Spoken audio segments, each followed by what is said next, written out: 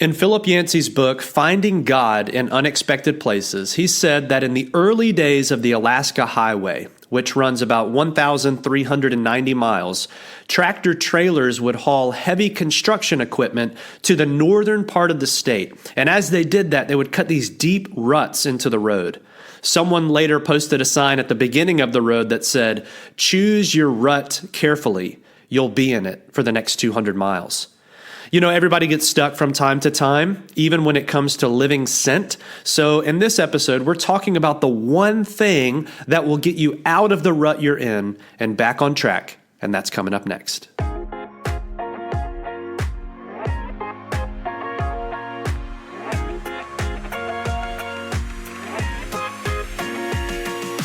Welcome back to another episode of the Living Sent podcast. I'm your host, Justin Wester. I'm thrilled that you're joining us this month because I could not be more excited about today's episode. We're going to talk about something that has personally helped me and others, and I'm just eager to share it with you as well. You know, if you're new to the podcast, we release a new episode on the first Wednesday of each month, all with the purpose of helping you live like a missionary within the household, neighborhood, marketplace, and city. Many of you know this, but my book, Living Sent, Discover How Everyday Habits Make an Eternal Difference, it officially released in January of this year. If you haven't picked one up yet, you can find it directly on my website at justinwester.com, or you can search for it online, anywhere books are sold, and you can find it there. Some unexpected news about the book that I was very excited about. And the first few days that it released, it actually hit #1 new release on Amazon in a couple of categories. The first category was evangelism, and the other category that it hit #1 in was Christian missions. So a huge thank you to those who were on the launch team and to those who purchased the book in those first few days. You know, I wanted to read a few of the reviews that were left online about Living Sent.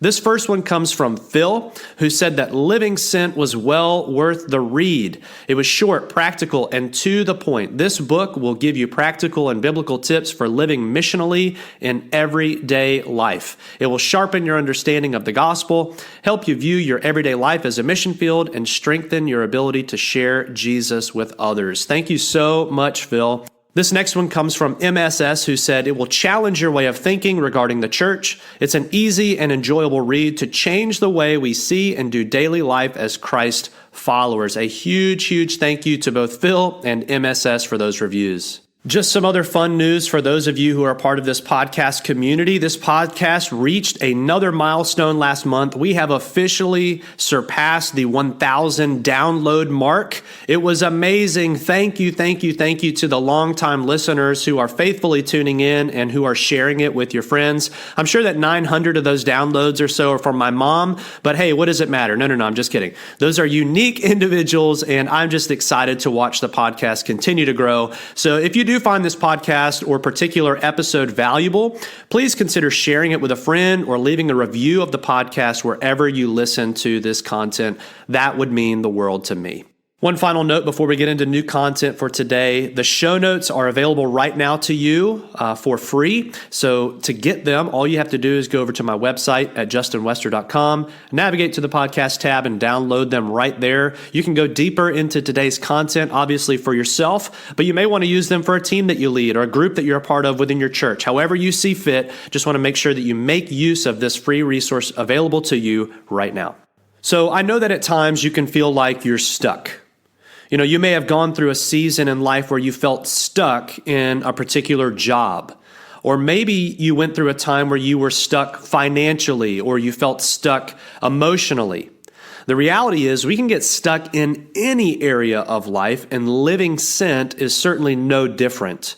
If you are brand new to the podcast, Living Sent is an acronym that stands for 4 missionary habits. And we talk about these all the time, but for the new listeners, here's a quick recap. The S stands for see people like Jesus.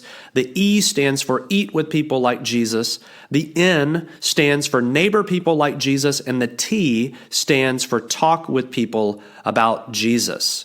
And just like most things in life, when you embrace something new or you want to adopt a new habit into your life, or when you set a new goal for yourself, you typically begin really strong. Then a little time passes and that initial excitement begins to wear off. And then more time passes and then enough time passes and you find yourself kind of right back where you first began. You get caught in a rut. You feel stuck. The same thing can happen with living sent. So maybe you've been listening to the podcast for a while. Maybe you've even purchased the book and you're still having difficulty incorporating these habits into the regular rhythms of your life. Now, I get it. I've been there. James Clear, author of the book Atomic Habits, writes this. He says, you don't rise to the level of your goals. You actually fall to the level of your systems. So in other words, while goals are good, and they definitely are good, it's not our goals that ultimately bring about change in our lives. It's our daily habits. And while many people may aspire to live sent, making it actually happen can be another matter altogether. You want to see living sent bring about change in others' lives as well as your own. You want to move from coincidentally living sent to intentionally living sent. You want to move from living sent by chance to living sent on purpose. And here's the one thing that will help you do that. You ready for it? Reflection. Reflection. Reflection is one of the greatest ways to learn from the past, evaluate the present, and imagine the future. And in terms of living sent, reflection affords you the opportunity to take inventory of the ways in which God has been at work all around you. So let me ask you this. What is your current habit of reflection? Like, when do you schedule or when do you have space for undistracted and unhurried reflection? One of the challenges to reflection is that technology has made it really difficult to find this time during our day. While we're at work, the laptop is open. Our email inbox is always refreshing. We're being pulled from meeting to meeting. During our daily commutes, our phones are always on. We're either listening to a podcast like this one, we're sending and receiving text messages, or we're just aimlessly scrolling through social media or checking the news. Information is being consumed at an outrageous rate, and the time that people used to have in the past to just sit quietly, to be still, or to be completely undistracted and unhurried from the demands of the day, it seems almost out of reach. And friends, that's why reflection is so important for today. It may be even more important for today. But I promise you this, when you do it, it will change things for you. So how are we going to do this? When you reflect, you're going to work through the 4 sent habits, and you're going to look in 3 directions. Let me say that one more time. You're going to work through the 4 sent habits, the S, the E, the N, and the T, and you're going to look in 3 directions. 3 directions. What are you talking about? Let me explain. So starting with the first habit, the S, which is see people like Jesus, you're going to look back, look in, and look forward. Okay? You're going to look back, you're going to look in, and you're going to look forward. So first, looking back, you're going to ask yourself this: what surprise, frustration, or failure did I experience around this habit?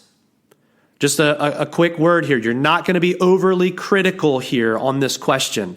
Imagine yourself kind of as a third-party observer. Think about what surprise, what frustration, or what failure you experienced around this first habit. Then you're going to look in. You're going to look in. You're going to ask, whom did I meet for the first time, reconnect with, or see differently this week? Remember, you're working through the first habit here, which is see people like Jesus. So all you're doing here is taking inventory of the people you met, the people you reconnected with, or the people you saw differently this week. That's looking in. And then you're going to look in the last direction, which is looking forward. Looking forward, you're going to ask, how can I begin to intentionally pray for each of those people that I just wrote down? Jot down a few thoughts, jot down a simple prayer, jot down a few ideas. You're going to look back, look in, and look forward. That's it. Look back, look in, look forward. And then you're going to move on to the next habit. And then the next, until you make it all the way through the S, the E, the N, and the T. You're going to work the 4 habits, and you're going to look in 3 directions. Let me just pause here for a moment and let you know about a free resource that I'm making available to you as well. I've created a Live Sent reflection guide that you can download today, totally free. This is the same reflection guide that I personally use, and I just simply like to share it with you. It breaks down the habits into 4 sections, and it asks those 3 reflection questions that are tailored to each of those habits, the sent habits. I print it out, I use it on a weekly basis, and if you'd like your own copy, I'll include it in today's show notes for you as well. Now back to the episode. So how is reflection going to help you actually live sent? Well, a number of things. Number 1, looking back is going to help you learn from the past. It's going to help you learn from the past. I was working through the Live Sent reflection one week, and I remembered a missed opportunity in a conversation that I had with a close relative. We were talking about retirement and specifically how a person knows that they're ready for retirement. And I remember in the conversation, I said something like this: well, I guess you need to do the math. You need to see if it's financially possible to retire in the first place. And then they responded, they said, well, that's actually not the biggest issue for me. For me, it's more the question, who will I be without my work? What will my purpose be in life? And guys, I didn't say anything after that. I wish I had, but I actually didn't. Now, I didn't beat myself up over it, but what the reflection afforded me was an opportunity to write out some things and write out some ways in which I could engage with that thought if it ever comes up again. So looking back is going to help you learn from the past. Number 2, looking in is going to help you evaluate the present. It's going to help you evaluate the present. Jesus said in John chapter 5 that he and the Father are always working. And the reality is he is always at work all around us. So he's already at work in the lives of your neighbors, your coworkers, your family members, and your friends.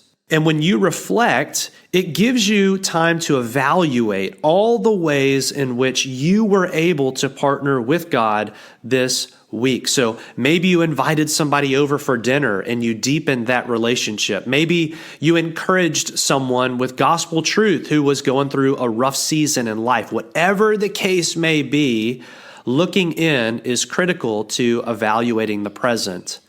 And then finally, looking forward is going to help you imagine the future. It's going to help you imagine the future. Vince Vitale of RZIM, he once shared a story about William Wilberforce, and he said that Wilberforce was known for taking extensive notes before and after meetings with people, dinners with people, and events with people. Within the context of prayer, he would literally ask the Holy Spirit a number of questions about the ways he could engage with people in the future. So he would say things like this: what should I ask this particular person about the next time I see them? What should I invite this person to in the future? What book or pamphlet should I give this person to read?